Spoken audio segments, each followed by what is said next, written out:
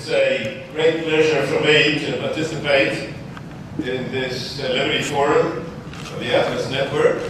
It's a special privilege to be on the same platform with my good friend Leonard Liggio, who's been a good friend for over half a century.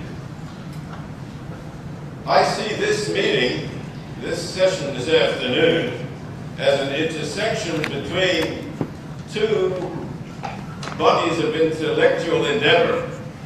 On the one hand, normative free market economic policy advocacy, a great deal has been written, advocating free market economic policy. That's one stream of intellectual endeavor. And the second stream is pure Austrian economics, which by itself is value-free, wertfrei, as the term used to be used. Austrian economists have almost without exception insisted that the science of Austrian economics be seen as distinct from advocacy of any particular public policy. So we have here an interface, as it were, between two bodies of intellectual endeavor, positive and normative. And I'd like to say a few words about that interface, about this intersection. What do I mean by Austrian economics? I'm focusing on the shared position of Ludwig von Mises, my own revered teacher, and Friedrich Hayek. It's the shared position of these two great 20th century Austrian economists that I'm referring to as Austrian economics. Of course, Austrian economics goes back, the Austrian school goes back all the way to Karl Menger of 1871, when we continued with von Berg, Wieser, and a vigorous interwar period. But the Austrian economics that I will be referring to will be that which has come to be associated with the common features of Mises and Hayek. Mises and Hayek did not see eye to eye on everything. There are important differences between them, but it's my position, and I've defended it against critics, but it's my position that the Mises and Hayek share a common understanding of the market process. Which means that my focus will be not on monetary economics, not on macroeconomics, not on business cycle theory. It will be on understanding the market, understanding what the market process achieves. Now, how does one bridge this gulf, this chasm between the positive and the normative, between the is and the ought? Okay? Austrian economics does not say you're supposed to do anything. Austrian economics simply says, if this, then that. Whether the results are desirable or not, that's a different question. So how do we, and yet, of course, everybody understands, everybody knows that Austrian economics is an extremely important intellectual foundation for free market advocacy. Well, how can that be? How do we bridge this gap between positive economics and normative public policy advocacy? When economics began, the classical period, Adam Smith, David Ricardo, John Stuart Mill, that period, that three-quarter century from 1776 to 1848, in that period, there was not much of a problem. Adam Smith called his book The Wealth of Nations.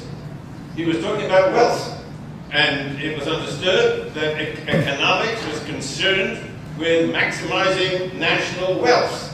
Okay, and they were not particularly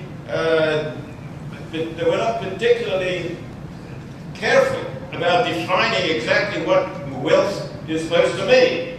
So more wealth is better than less wealth. Austrian economists cannot accept that. We are subjectivists from the very beginning of the Austrian school, all the way back to Karl Menger. the characteristic feature of Austrian economics was its subjectivism, meaning that we understand that what happens in the economic sphere is the result not purely of physical phenomena, not merely by the interaction of physical laws, but more fundamentally by the impact of acting individuals upon the physical environment. It is that which we use to explain and understand the economic laws which govern society. So if we are subjectivists, wealth is something that, aggregate wealth is almost meaningless. A car means something totally different to you than it means to me. 2 cars to me does not necessarily mean twice the satisfaction.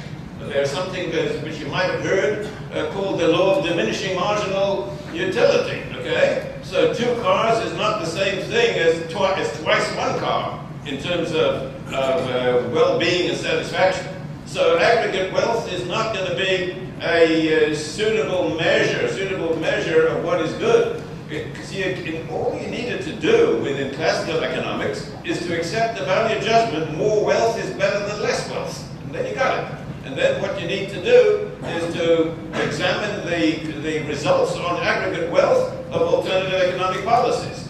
But if one is skeptical of the meaning of aggregate wealth, as Austrians certainly are, then that way of explaining or making a link between positive economics and normative economics, that way is blocked. The later economists, the British neoclassical school, Alfred Marshall and A.C. Pigou, they tried to finesse, and they moved from wealth to welfare. Pigou's 1912 book was entitled Wealth and Welfare. His second edition in 1920 was called The Economics of Welfare. He had moved away from wealth entirely and was focusing on aggregate welfare. But aggregate welfare although it might sound a little bit more palatable to subjectivists than objective wealth, but really aggregate welfare is not really the answer. Austrians, besides being subjectivists, or perhaps because they are subjectivists, we are also methodological individualists, which we focus on individual choices. From this perspective, it is almost meaningless to talk about the aggregate utility of a number of individuals. Utility is simply the way in which an individual ranks alternatives. And there's no way in which you can aggregate that over individuals. So this, again, the Austrians were not able to accept the Marshall-Pigou approach to normative economics. The 20th century textbooks developed an elaborate theory of welfare, so-called welfare economics, which went beyond Pigou, and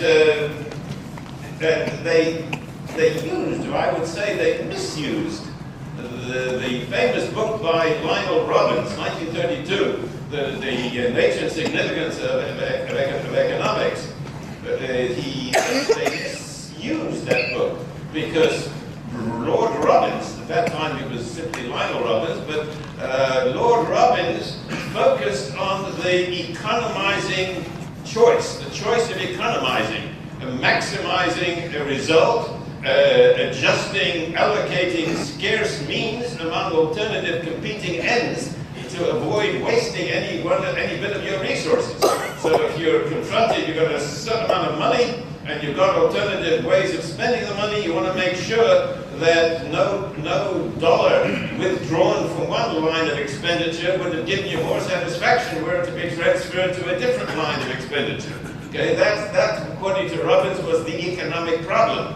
And what the welfare economists did was to misuse this idea, which was originally promulgated in the context of the individual, and they extended that illegitimately. They extended it illegitimately to society as a whole. And the economic problem facing society, this came to be standard in all 20th century economics textbooks. The economic problem is facing society is to how society as a whole should allocate its resources.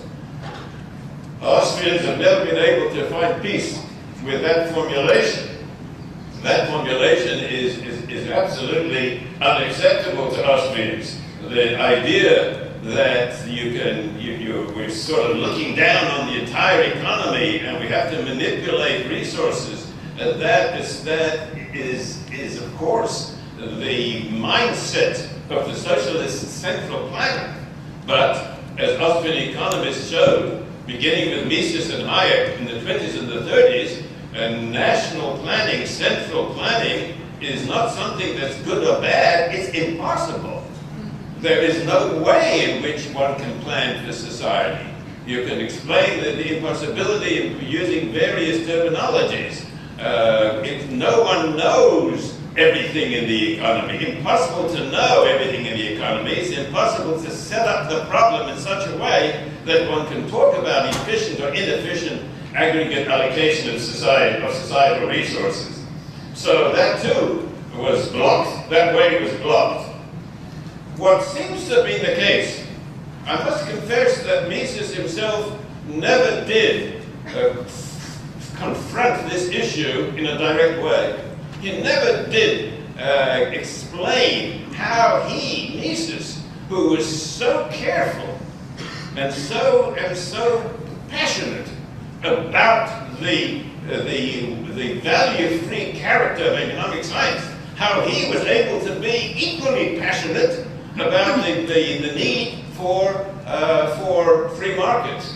He believed that civilization is at stake if free markets are not permitted to make their contributions. No economist was ever no other word than passionate to explain, to present his view of the need for economic freedom. But he never did confront how do you bridge the gap between positive and normative. What he simply said, if you look carefully, you will find that what he said was, well, planning is impossible. Okay? And therefore, the alternative is free market. That would seem to be the case. Or he would say that the particular program is going to result in the consequences which the legislators themselves would not have wanted to see. Okay? Which means not so much it's impossible, but it's going to be counterproductive. Okay? But still, the position that free markets result in a desirable position, he never did confront that directly. It's my understanding, reading both Mises and Hayek very carefully over many years, that they both implicitly adopted a coordination perspective, a coordination criterion. If my activities are not fully taking into account your decisions, and each one of us could do better if we were able to take advantage of what the other person is willing to do, we would both be better off. That is the idea of coordination. What happens when society is miscoordinated is that we pass each other as ships in the night. We're not aware that we can gain from each other. The beauty of the market system is that it evokes interpersonal communication. It evokes the spread of knowledge. Here's where Mises and Hayek were overlapping, although they used different ways of expressing it. The free market is a marvelous system. Hayek used that word marvelous. It is a marvelous system in that it evokes for individuals the ability to guess and to take advantage of other people's willingness to trade. That's the magic of the market. Nothing can substitute for that. Once you have recognized the coordinated property of the market, then the gap between positive and normative has been bridged, because everybody understands that if everybody can be made better off, It's not a Pareto optimality criterion. It is something much more profound. If two people would be able to benefit if they knew what each other was prepared to do, that is clearly from that set of values that appreciates the gain is something that I think most people would gladly own up to. So it's coordination, but there's an important difference, and this is where Austrian economics comes in this very special way. The big difference between most 20th century neoclassical economists, and this goes for the Chicago School, who have been extremely helpful in explaining and enlightening about the advantages of a free market, but it goes for them too. Their understanding, the central understanding of 20th century microeconomists, has been that markets achieve something pretty close to equilibrium, pretty close to complete coordination. And that is not the perspective of the Austrians. Austrians recognize that mistakes are always being made, and they must always be made because of changing conditions. New people are being born with different tastes. New resources are being discovered. New technical knowledge is emerging. The world is a dynamic world in which what was close to equilibrium yesterday is extremely unlikely, almost impossible to be close to equilibrium today. The market coordinates not in the sense of achieving coordination, but in the sense of evoking coordinated moves. When you recognize that yesterday's patterns of activity are no longer in line with possibilities, what you see is a pure profit possibility. A pure profit possibility evokes your interest. It evokes your awareness. It evokes your activity. That's human action. That's Mises' concept of human action. Every human being is, to some extent, an entrepreneur. And the free market is based on free entry.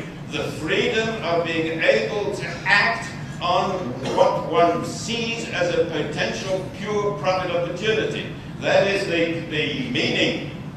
That is the meaning of coordination in the dynamic sense.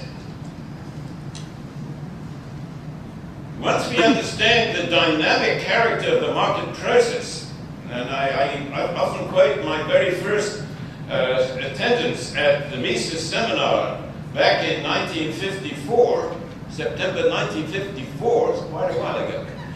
Back in September 1954, my first presence at Mises seminar, his first remark that I remember was, the market is a process. And I've never stopped wondering at the wisdom behind that. I always thought the market was a place. The market was a series of decisions. But the market is a process. That is the essential Austrian idea of understanding markets. And if you read Hayek, you'll recognize that he too, especially in his 1968 paper on discovery, he too recognizes and understands that the market is a process, and it is the character of that process which is the source for the Mises Hayek demonstrations that central planning is impossible.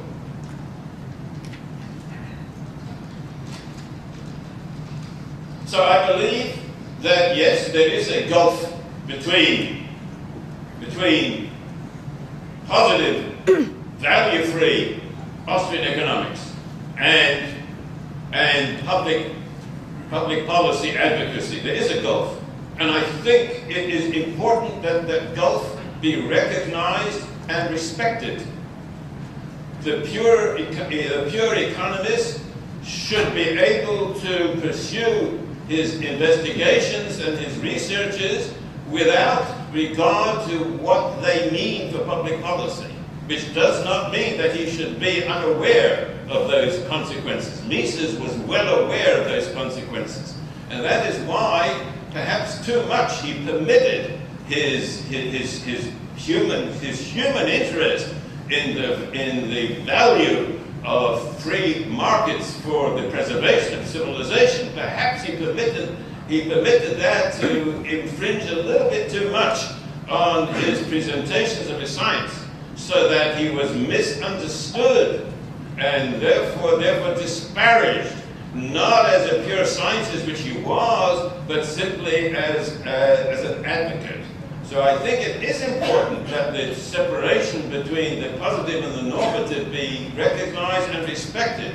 But there is certainly a bridge. The Austrian system, the system of Austrian economic thought, does provide enormously valuable intellectual ammunition for those whose values lead them, values, not science, whose values lead them to understand the importance and the sacredness of liberty, okay? And once you understand that, then you can recognize it and understand how the pure science of Austrian economics can be used with accuracy and without violation of scientific standards. It can be used to help support the positions, the free market positions with which all of you have been associated and which all of you carry on in your own lives. Thank you very much.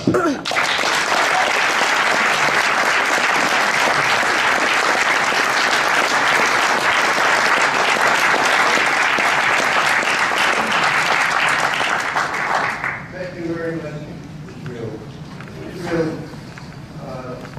you and I both attended the 1959 William Roper Fund Political Economy Seminar at the University of North Carolina, where the speakers were Hayek, Jim Buchanan, Greg Lewis, and Harold Grad. Then the following year, you lectured in a postgraduate program at NYU that Howard Abelson directed, which was a very enlightening discussion of entrepreneurship.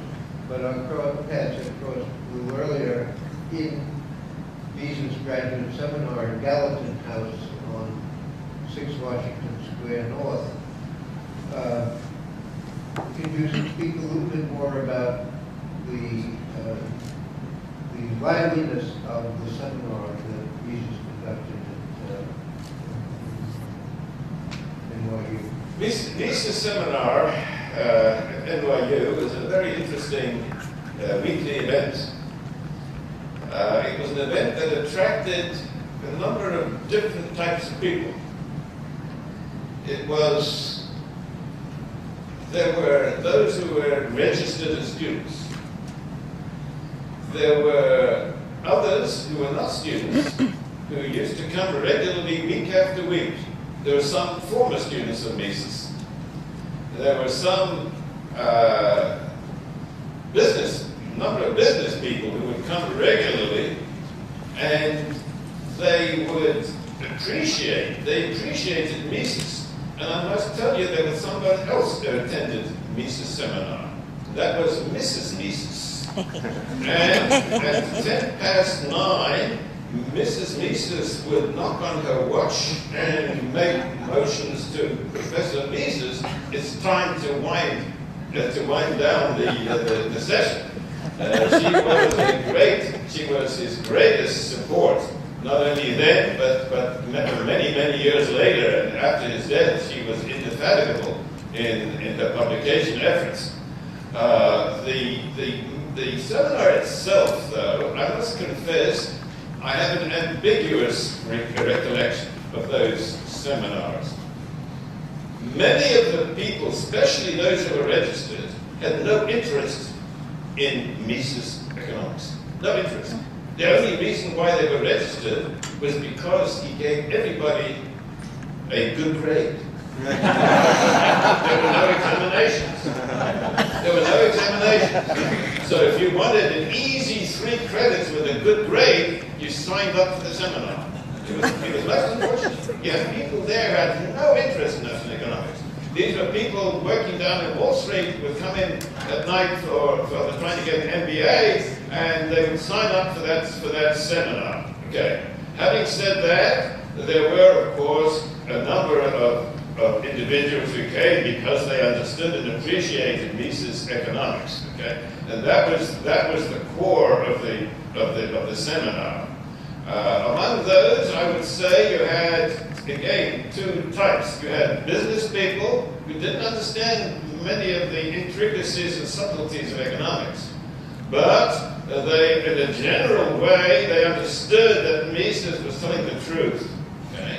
But they didn't really understand the subtleties of Mises' positions. And then, of course, there were a small number of graduate students and others who had come from other universities. I remember Murray Rothbard used to come from Columbia. There were a number of younger students coming from other universities in the city. They would come to hear Mises himself explain his economics. In each case, Mises would come with a piece of paper with a few words, and that he would spend, I would say, 20 minutes expanding on what was written on that paper, and then he would open up for discussion. I'm not sure if that answers your question. But it was a very rich experience because Mises, using his brief outline, would often refer to his own experience in Europe, or refer to historical events that he had witnessed or that had preceded, going back to the time of Karl Menger. And so it was not a one-dimensional experience seminar. Right. Mises was a profound scholar, not simply an economist. He was as Leonard is pointing out, he was a profoundly erudite person, not merely in economics, but in history, in history of culture. And while he would, my understanding is that each semester he would select a portion of human action and use that as the subject for the seminar sessions of that semester. But during those sessions, he would exhibit his encyclopedic knowledge of European events and his understanding. He was much more than an economist. He was a wise man.